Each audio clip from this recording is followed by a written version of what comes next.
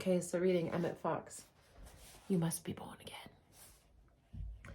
We are told concerning the teaching of Jesus that common people heard him gladly.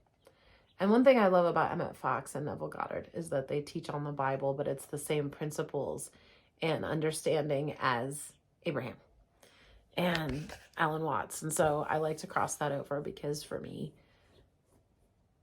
it's important to me to bring greater understanding to the Bible and Christianity as the same conversation as law of attraction. I think that's a lot more consistent with the truth. Not to say there's anything bad with mainstream Christianity, but I think there's some unanswered questions that I've brought up. And my intention is to create conversation there, not create dissonance. But it's so nice to hear it through this kind of lens. Let's continue. So it's often said of the teaching of Jesus that the common people heard him gladly. This could easily have been inferred from the most superficial study of the Gospels. The man in the street, unsophisticated by theology or philosophy, has an intuitive perception of fundamental truth when he meets it, that it is often lacking in highly trained minds. Intellectual attainments may easily beget spiritual pride, and this is the only sin upon which our Lord was severe.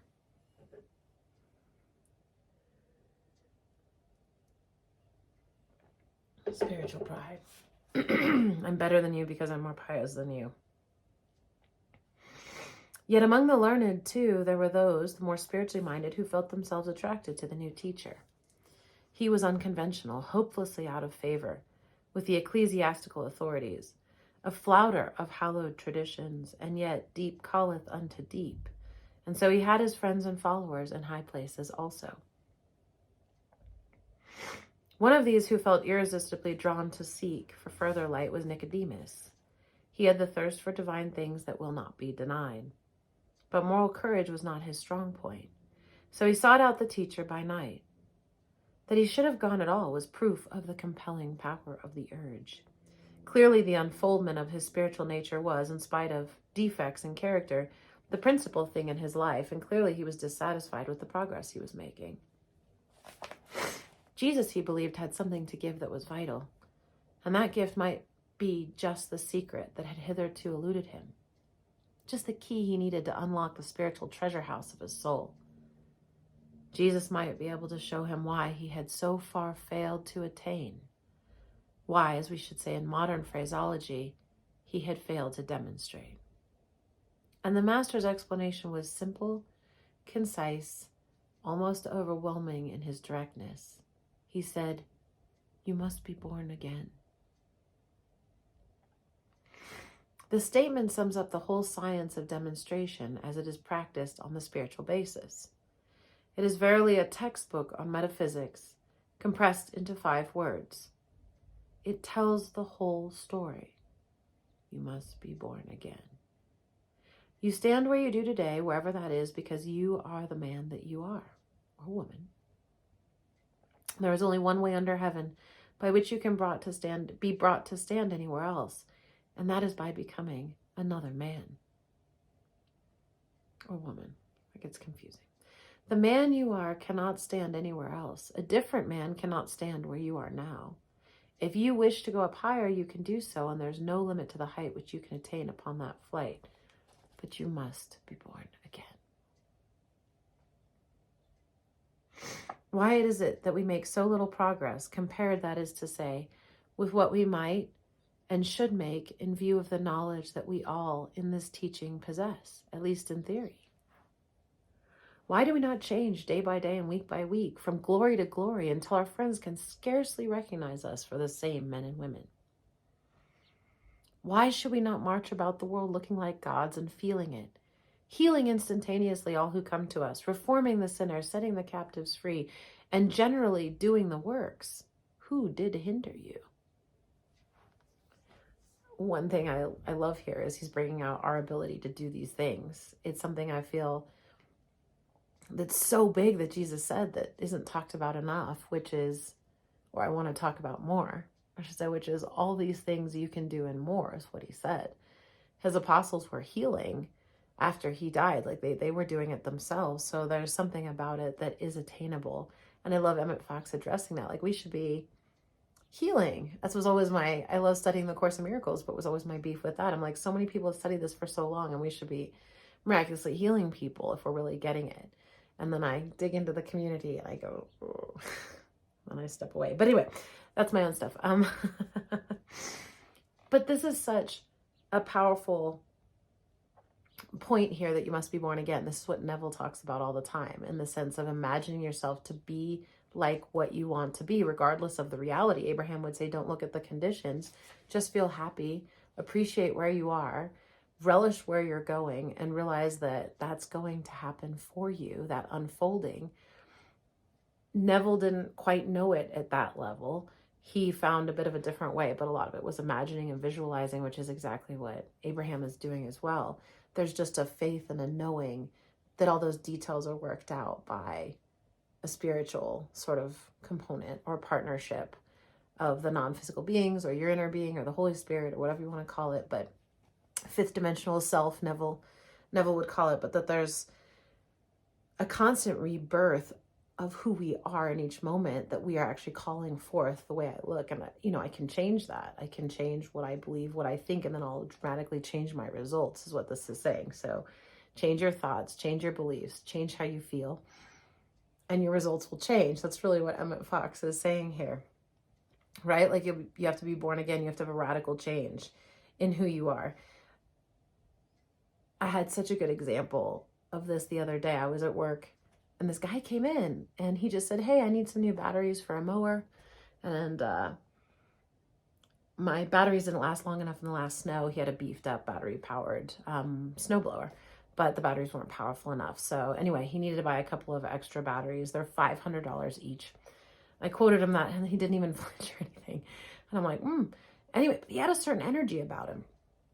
So I went to go get these batteries, and I suddenly remembered, oh my gosh, I have actually a higher powered battery than that I need to get rid of, that I bet I could sell to him for the same price. So I actually upgraded his batteries, got him the same price, plus a charger for what would have cost him for 2 less powered batteries. And I walked back over there, and one of my workers was with him and said, or one of my team members was with him, and geeking out, a guy who loves sports, was kind of geeking out with this guy in a way that led me to believe this guy might be known in the sports world. So I gave him the deal on the batteries, and then I thought about it later. I was like, there was something about that guy. Why did I go out of my way to get him a deal? I don't know. There was just something about him, something about his energy that was high flying. Things always work out for me.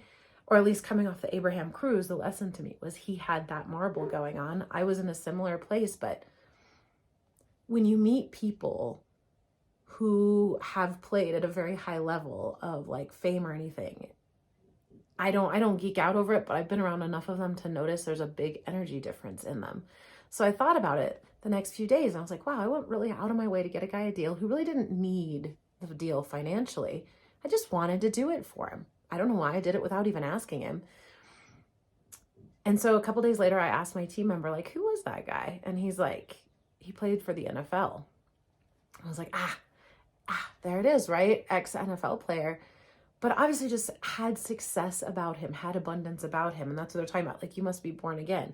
He has the idea that he's always abundant. Things are always working out for him. Things are always taken care of. And you can feel it. He's found that alignment at a different level. And I think that's kind of what superstars do. They find that alignment at a different level. And so there's a magnetism to them that's different.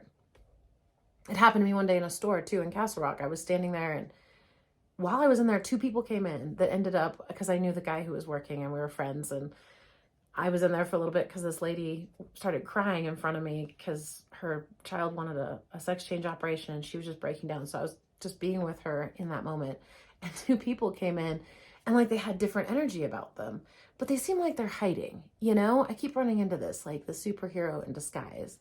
I ran into one on the cruise too, and I was like, this guy, he's tour guiding, but there's something way more to this guy than being a tour guide. And, I cracked that egg by the end, but that's a story for another time. But there's something about, anyway, and it turned out that one of them was a professional athlete, and the other one was a famous singer. And so you're just kind of like, oh, there's a different feeling to them. And so I realized that's what I want to be born again as, just that feeling of success consistently. Once you get into that vibe, or at least you're able to achieve that alignment a lot, like things just work out differently, and it doesn't have to do with earning it. I'm so sick of having to achieve to earn. I want to get the ease and vibe of just helping things to flow well, so people want me around just because things work out better and they're happier. And there's a lot to that. So that's what he means when he's talking about you need to be born again. You need to feel that success as a surety. That's the piece of it. Then we'll create it in your life. And being with Abraham, I felt that in a new way. And you create that stability and surety by always focusing on the positive. Just don't with the negative anymore. Just, meh. I turned on the news for a little bit and I was like, meh. Oh, the energy was very different. So anyway, so just like this, why don't we change day by day, week by week, from glory to glory? These people have in some ways. That's why their energy is there. Until our friends can seriously recognize us for the same men and women. I miss that dog so much. Why should we not march about the world looking like gods and feeling it? Healing instantly all who come to us, reforming the sinners, setting the captives free, and generally doing the works. Who did hinder you? Right? That's what this is getting about, because it just creates happiness and abundance wherever you go. Anyway. And the reply is that demonstration, like all other things, has its price. And the price is that we be, here we go, born again. And that in our secret hearts, too often, that is a price that we are not prepared to pay. We are in love with the present man and all the things that constitute him. And we are not prepared to slay him that the other may be born. These are when we're too attached to our stories, our pasts, our victimhood. I'm this, I'm that. And I used to be very that way. So it's very funny to start come to a place where I'm just like, I'm not telling that story anymore. I'm just not. Like, even though I got a little bit under the weather the last few days, I'm like, I'm not talking about that, even though I'm talking about that here. But like, I just edited out of everything. Like, I'm doing great. Everything is good. When we keep regurgitating and telling the same stories, we can't change who we are. We can't get to a new place. So you have to be willing to change your perception of the past, or just forget about it completely if it has negativity to it. It's a new way of thinking about life, but it's really effective the more I'm applying it and getting it. There's a lot of logic to it. We come into truth with our little finger, and the great things will not come to us until we come in with the entire body, and there's the rub. To come into truth with your whole body is to bring every conscious thought and belief to the touchstone of divine intelligence and divine love. Every conscious thought and belief. Which means it has to come from the perspective of divine intelligence and divine love, which is what Abraham's talking about. Your inner being always loves everybody. Your inner being always sees everything is working out, that there's no problems. That's what it's talking about, is seeing it from that perspective of divine intelligence and divine love. So it's to release resistance. It is to reject every single thing, mental or physical, that does not square with that standard. Negativity. It is to revise every opinion, every habit of thought, every policy, every branch of practical conduct, without any exception whatever. Easy as pie. This, of course, is something absolutely tremendous. Now, Abraham would probably say here it's not helpful to make it sound like it's really hard, because when you start to realize it has to do with just focusing on the positive all the time and having faith that everything's working out from a loving force you're in cahoots with, and you just learn to start feeling better, it's not a tremendous act. Like, Source does a lot of the work. But it's learning to let go of who you are and your opinions and being right. And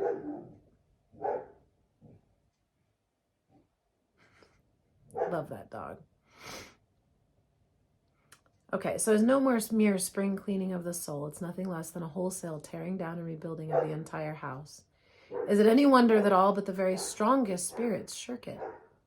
And yet, is it any wonder that without it, one never really does get anywhere? I think I'm going to close the window.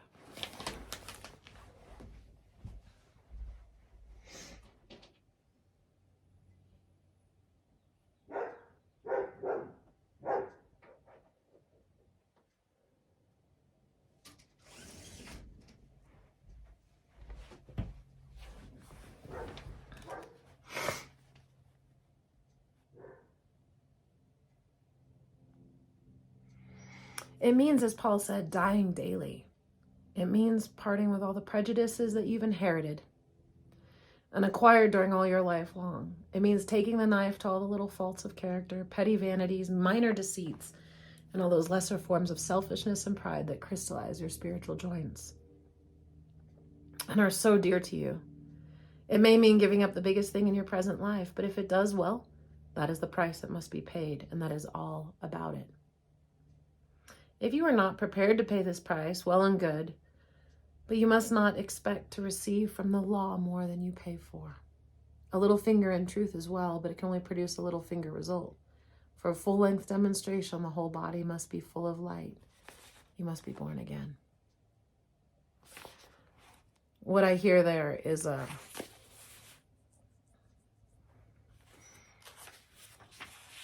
worthiness conversation. Your body must be full of light. You must believe it's completely possible for you. It's really just like allowing,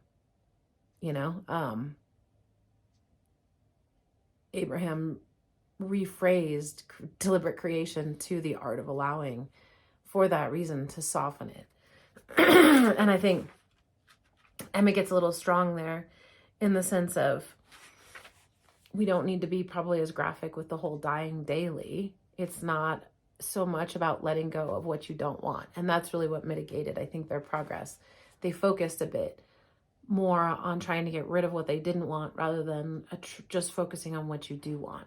He did get it with the treatment within the golden key and everything, when he's saying, you just turn your problems over to God and you just say, I know God's powerful. God's got this. I'm not going to worry about it. That's a perfect use of the law of attraction. You're not going to focus on what you don't want. You're going to focus on what you do want, which is a loving, creative force to help resolve it in a way that works for everybody. And then you allow that to happen by not focusing on the outcome or event. So he had a working knowledge of parts, certainly large portions, of the law of attraction.